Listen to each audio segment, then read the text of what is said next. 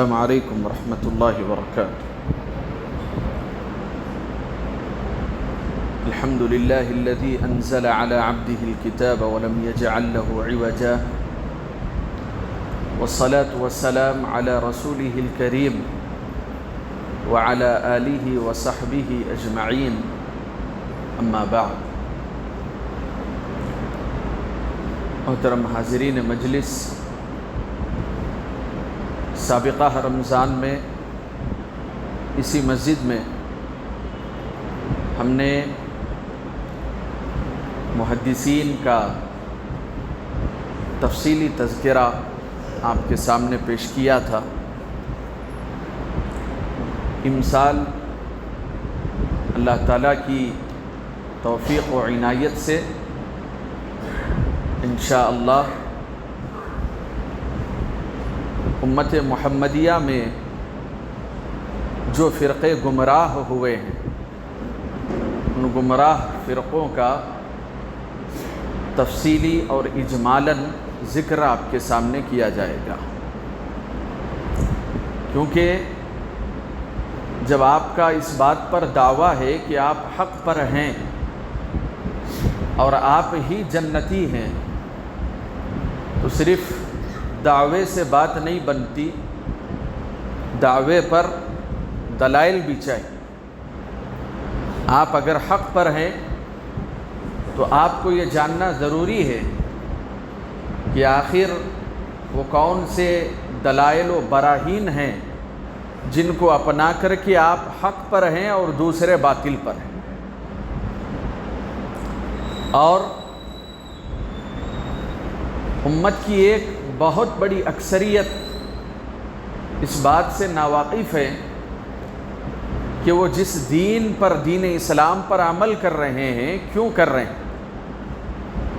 کیونکہ مسلمانوں کی ایک بڑی تعداد ایسی ہے جو غیر مسلموں کی طرح ہے۔ بہت سے غیر مسلم ایسے ہیں ہر مذہب کے اندر، چاہے وہ عیسائی ہوں یا ہندو دھرم کے ماننے والے ہوں یا کسی اور طبقے سے ان کا تعلق ہو، ان کو نہیں معلوم کہ وہ ہندو کیوں ہیں، وہ عیسائی کیوں ہیں، ان کو نہیں معلوم۔ ایک ماحول ان کو ملا، اس وجہ سے وہ اسی مطابق اپنی زندگی گزار رہے ہیں۔ تو ایسی ہی کیفیت بہت سے مسلمانوں کی ہے۔ باپ دادا فور فادر مسلمان تھے تو یہ بھی مسلمان، لیکن ان کو نہیں معلوم کہ ان کے پاس جو دین ہے وہ دین حق ہے، اور اس دین کے علاوہ جو ہے وہ دین باطل ہے۔ حق ایک ہے، اس کے علاوہ جو ہے وہ باطل ہے۔ تو اس کو جاننے کی ضرورت ہے۔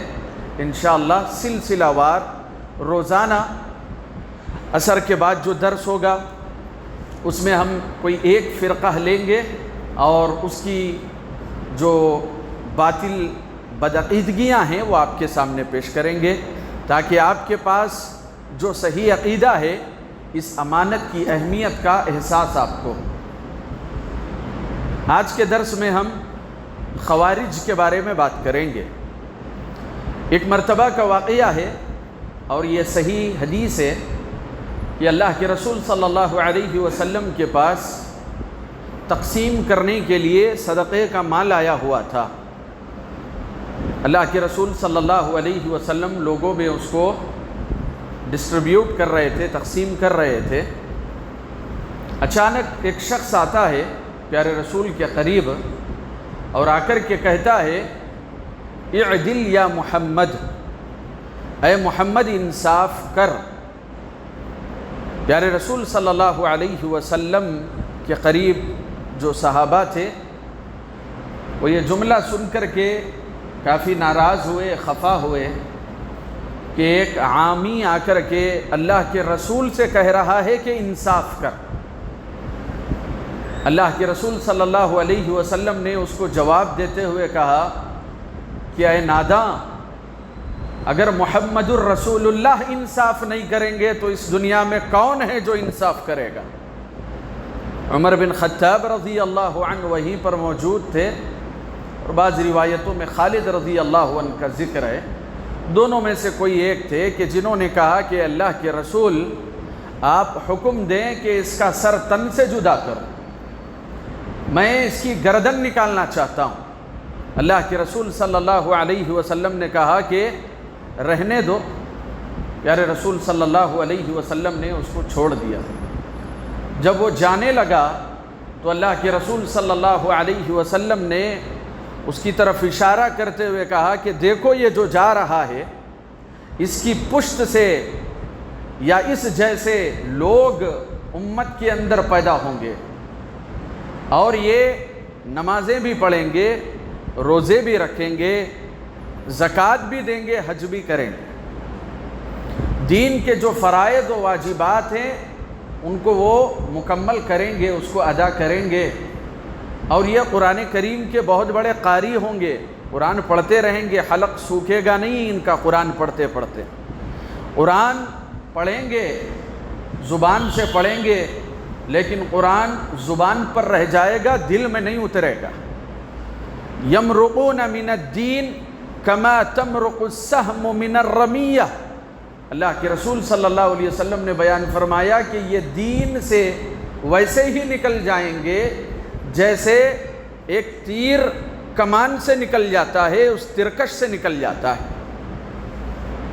اللہ کے رسول صلی اللہ علیہ وسلم نے ان کے تعلق سے بہت ساری وعیدیں ذکر کی اور کہا کہ ہم کلاب النار, کہ یہ جو خوارج ہیں یہ جہنم کے کتے ہیں.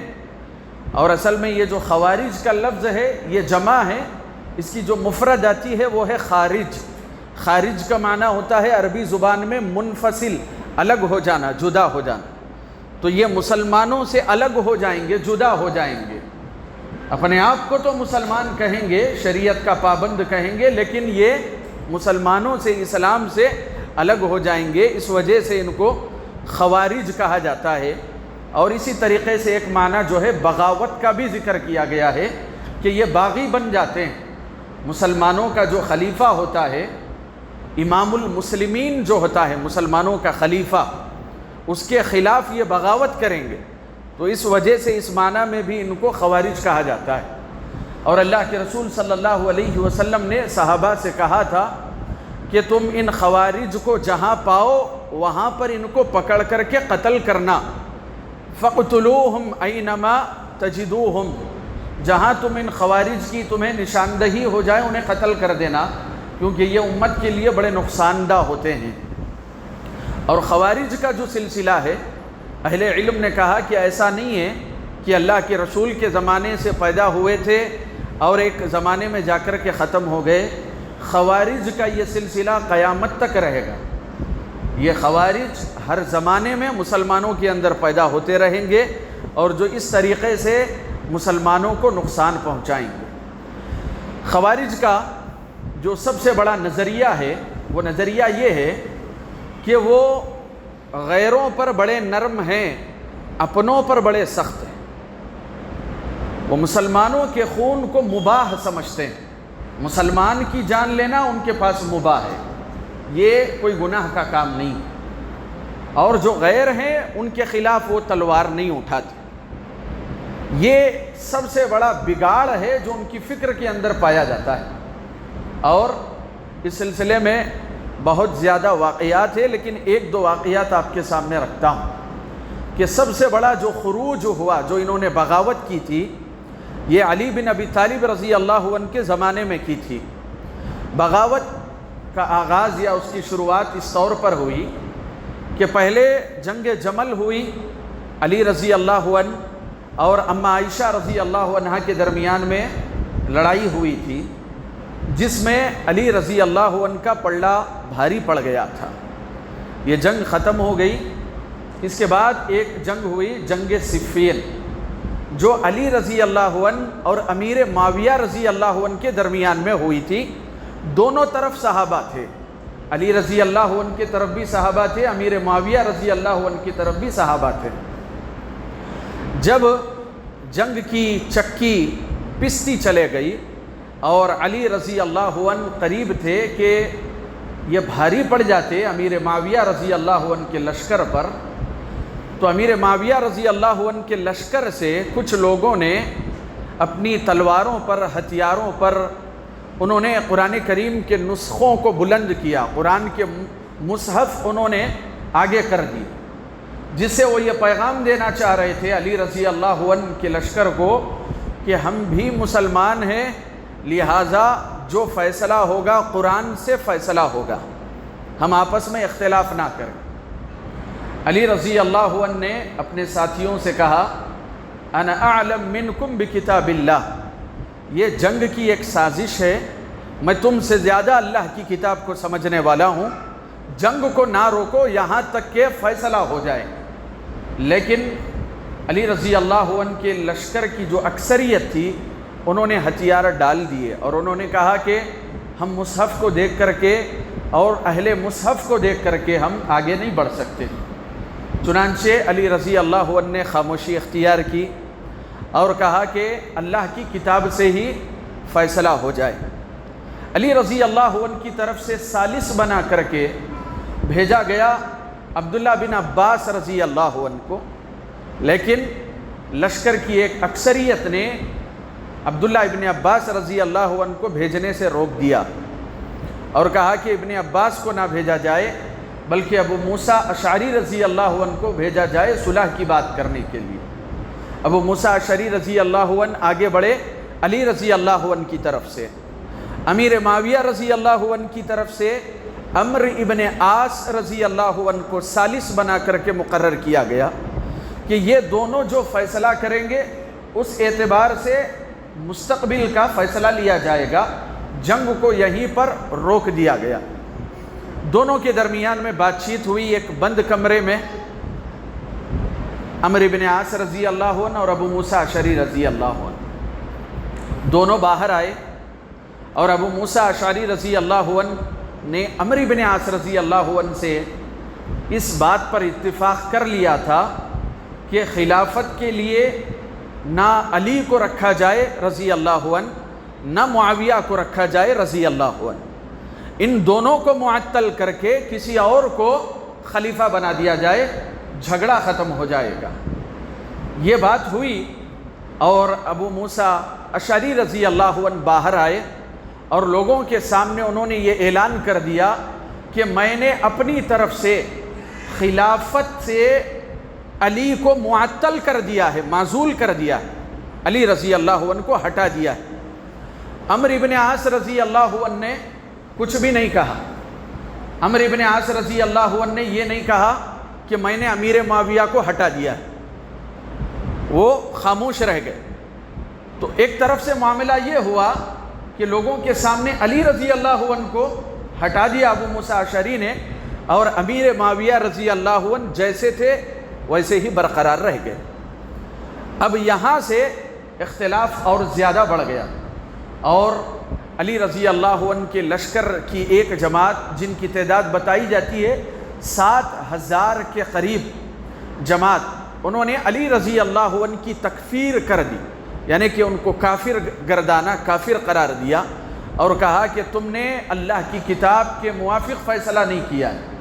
اللہ تعالیٰ کی ان الحکم الا للہ، اللہ کے فیصلے کے موافق فیصلہ ہونا چاہیے، لیکن ان الحکم الا الرجال، یہ تو آدمیوں کا فیصلہ ہو گیا۔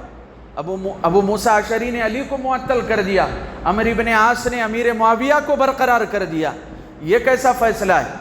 لہذا اس بات پر انہوں نے علی رضی اللہ عنہ کو کافر گردانا، نعوذ باللہ من ذالک۔ پھر اس کے بعد علی رضی اللہ عنہ نے ان کو سمجھایا، مناظرے کے لیے عبداللہ ابن عباس رضی اللہ عنہ کو بھیجا۔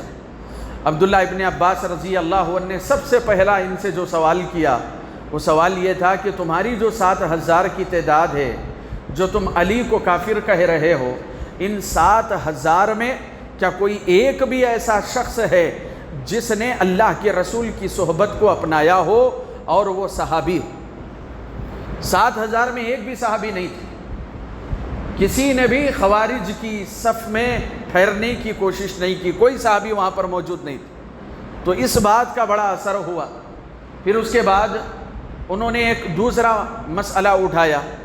مسئلہ کیا تھا کہ جنگ جمل پہلے ہوئی تھی، جنگ صفین سے پہلے جنگ جمل جو میں نے ابتدا میں کہی، اما عائشہ رضی اللہ عنہا سے جو لڑائی ہوئی تھی، اور علی رضی اللہ عنہ اس میں کامیاب ہوئے، اور جنگ جیتنے کے بعد غیروں کے ساتھ جو معاملہ کیا جاتا ہے وہ معاملہ اما عائشہ رضی اللہ عنہا کے لشکر کے ساتھ نہیں ہوا، جیسے کہ مال لوٹ لینا اور لوگوں کو غلام بنا لینا، عورتوں کو باندی بنا لینا۔ تو انہوں نے کہا کہ علی نے جنگ کے جو احکامات ہیں شریعت کے اندر، ان احکامات کے مطابق جنگ نہیں کی تھی، جنگ جمل۔ تو عبداللہ ابن عباس رضی اللہ عنہ اور علی رضی اللہ عنہ نے اس کا جواب دیتے ہوئے کہا کہ تم میں سے کون ہے وہ بے شرم جو اللہ کے رسول صلی اللہ علیہ وسلم کی زوجہ اما عائشہ کو نعوذ باللہ باندی بنائے گا؟ میں نے کیوں چھوڑا اما عائشہ کو؟ اما عائشہ کون ہیں؟ امہات المؤمنین میں ہیں، وہ تمام اہل ایمان کی ماں ہیں، کوئی ماں کو قیدی کیسے بنا سکتا ہے؟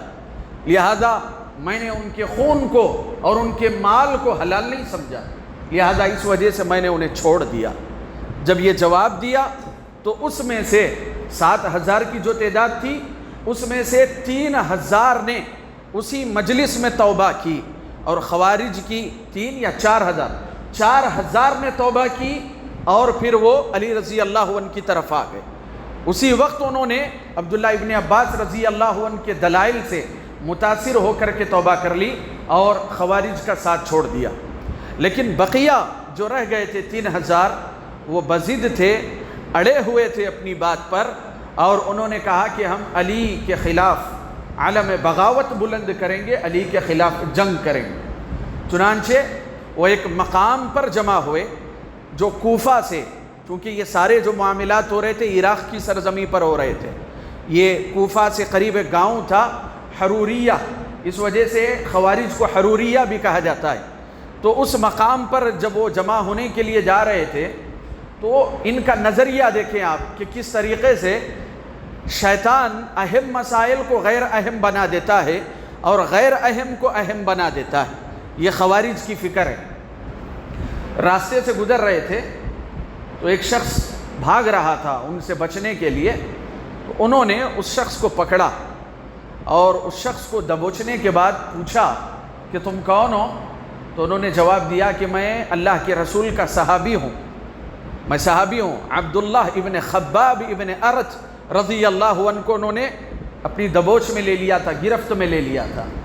پھر اس کے بعد عبداللہ ابن خباب ابن ارت رضی اللہ عنہ سے انہوں نے ابو بکر رضی اللہ عنہ کے بارے میں پوچھا کہ تمہارا کیا عقیدہ ہے ابو بکر کو لے کر کے اور عمر کو لے کر کے، عثمان کو لے کر کے۔ فَأَثْنَى عَلَيْهِمْ، تو عبداللہ ابن خباب ابن ارت نے تعریفی کلمات کہے اور ان کی تعریف کی، خلفائے راشدین میں سے ہیں۔ اب چونکہ یہ علی رضی اللہ عنہ سے لڑنے کے لیے جا رہے تھے تو علی رضی اللہ عنہ کے بارے میں بھی پوچھا، تو کہا کہ علی رضی اللہ عنہ بھی مسلمانوں کے خلفائے راشدین میں سے ہیں جن کی سنتوں کو لازم پکڑنے کا اللہ کے رسول صلی اللہ علیہ وسلم نے حکم دیا ہے۔ بس یہ کہنا تھا کہ انہوں نے عبداللہ ابن خباب رضی اللہ عنہ، خباب ابن ارت رضی اللہ عنہ کی گردن مار دی، صحابی کو قتل کر دیا انہوں نے۔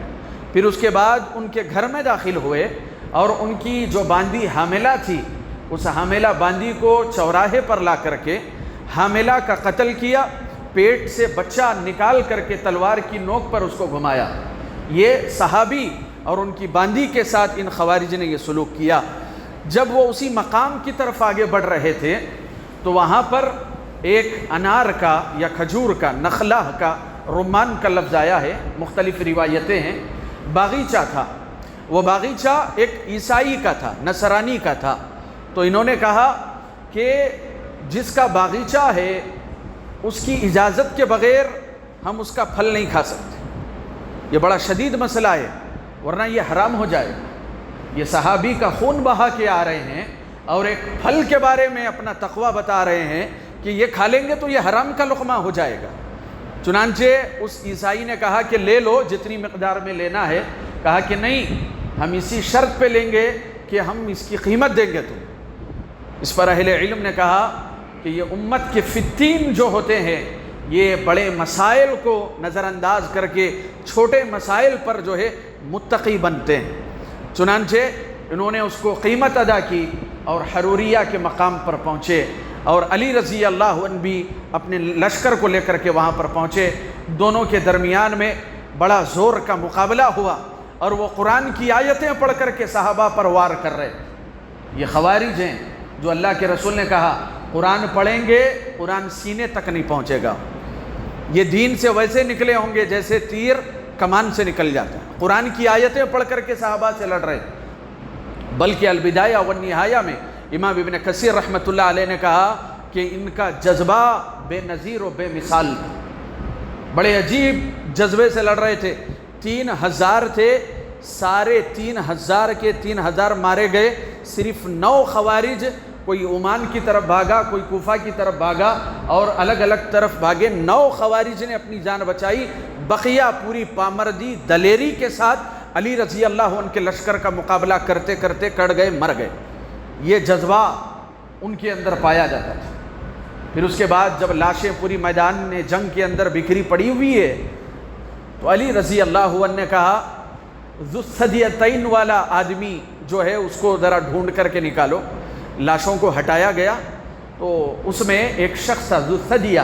اللہ کے رسول صلی اللہ علیہ وسلم نے بیان فرمایا کہ ایک کامیاب جماعت ہوگی، ایک جماعت حق والی جماعت ہوگی جو باطل نظریے والی جماعت کا قتل کرے گی، اور اس کی علامت یہ ہوگی کہ ان مقتولین میں ایک شخص ایسا ہوگا کہ جس کی بغل اور سینے کے درمیان میں عورت کا جو پستان ہوتا ہے اس طریقے سے گوشت کا لوتھڑا لٹک رہا ہوگا۔ تو لاشوں کو جب نکالا گیا تو ایک ایسا ہی شخص تھا کہ عورت کے پستان کی طرح جو ہے گوشت کا لوتھڑا اس کے دائیں بائیں جانب جو ہے لٹک رہا تھا۔ تو علی رضی اللہ عنہ نے کہا صدق اللہ و رسولہ، اللہ اور اس کے رسول سچے ہیں۔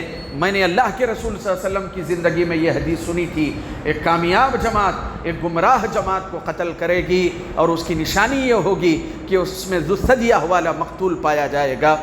تو یہ خوارج ہیں جن کے عقائد اللہ کے رسول صلی اللہ علیہ وسلم کے دور سے ہمیں ملتے ہیں، یہ ہر زمانے میں رہے ہیں، اور ان کا جو بنیادی نظریہ ہے وہ یہی ہے کہ یہ مسلمانوں کے خلیفہ کے خلاف بغاوت کرتے ہیں اور مسلمانوں کے خون کو حلال سمجھتے ہیں، غیر مسلموں سے قتال کو جو ہے یہ احتراز کرتے ہیں۔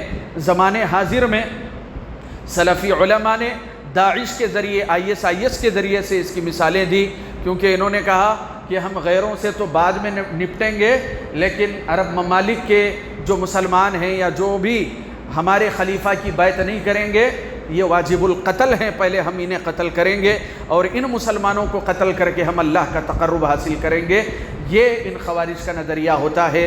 بقیہ دیگر جو فرقے ہیں انشاءاللہ وہ آگے ہم آئندہ دروس میں ذکر کریں گے۔ اللہ تعالیٰ سے دعا ہے کہ اللہ تعالیٰ ہم تمام کو افکار باطلہ سے محفوظ رکھے، اللہ تعالیٰ ہم تمام کو حق پر قائم رکھے، دین کا داعی اور حق کا داعی بنائے، آمین یا رب العالمین۔ السلام علیکم ورحمۃ اللہ۔